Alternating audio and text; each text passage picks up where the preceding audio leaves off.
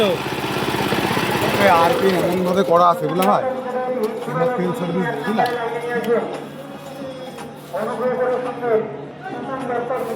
রসটা খালি খেয়ে দেখবা, লবণ তুমি কিচ্ছু দেবো না, হ্যাঁ? কিচ্ছু দিবা না?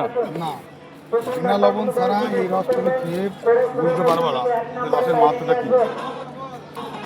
এবার দেখুন, সবাই এক তুলবে না, এক সব জায়গায় পাওয়া যায় না, ঠিক আছে না?